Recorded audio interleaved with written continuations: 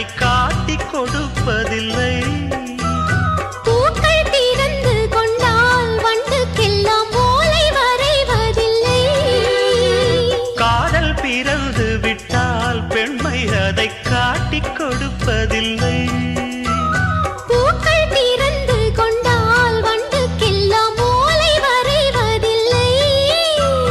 சொல்லிவிட்டால் துக்கம் இல்லை, வெட்கப்பட்டால் சொர்க்கம் இல்லை.